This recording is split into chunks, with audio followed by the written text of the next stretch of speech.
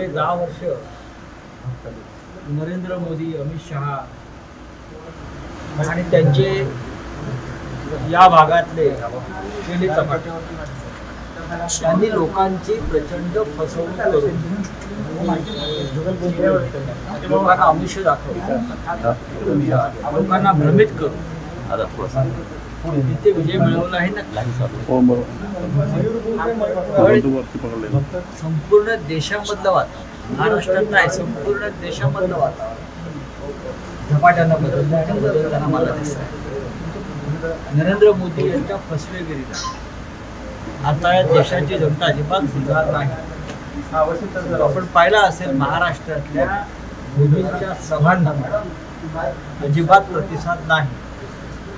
सभा झाली कधी, संपली कधी, मोदी परत गेले कधी, ते कोणालाच कळत नाही. मोदी येतात कधी, मोदी जातात कधी.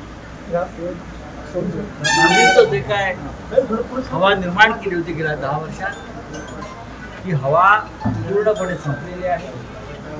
या महाराष्ट्रात महाविकास आघाडीवर आहे. आणि खानदेशचं म्हणा तर जळगाव असेल, रावेर असेल, नंदुरबार असेल, धुळे असेल, दिंडोरी असेल, नाशिक असेल, या सर्व जागांवर महाविकास आघाडीचे उमेदवार विजयी होते हे मला स्पष्ट आहे. उद्धव ठाकरे यांचं संतुलन बिघडलं आहे, मी संयमाने बोलतो असं म्हणतात उद्धव ठाकरे. आपलं एकनाथ शिंदे असं म्हणतात. उद्याची निवडणूक झाली की एकनाथ शिंदे यांचं अस्तित्व महाराष्ट्रातून संपलेलं असतं. संतुलन कोणाचं बिघडलं आणि कोणाचं काय झालं ते 4 जून नंतर. रवी राणांनी त्या ठिकाणी आरोप केलेले आहे की बच्चू कडू मातोश्रीवरून पैसे घेऊन काम करतात आणि मातोश्रीची पी टीम आहे. मी आता जळगावला साहेब गिरीश जळगाविषयी बोल. साहेब गिरीश महाजन असं म्हणतात की दोन्ही जागा 5 लाखांच्या लीडने आम्ही जिंकणार आहोत. असे 50 लाखाच्या लीडने बोलले नाही.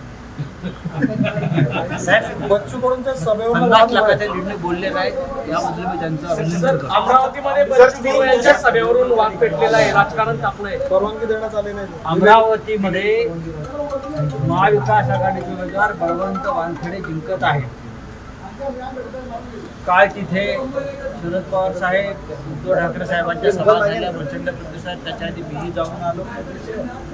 नवनीत राणा या 3ऱ्या क्रमांकावर राहतील अशी मला पक्की खात्री. अजित पवार असतील, सुमित्रा पवार असतील, शिखर बँक होता, त्यासाठी त्यांनी पलायन केलं. हा बीजेपीची वॉशिंग मशीन आहे ती त्यासाठी काय.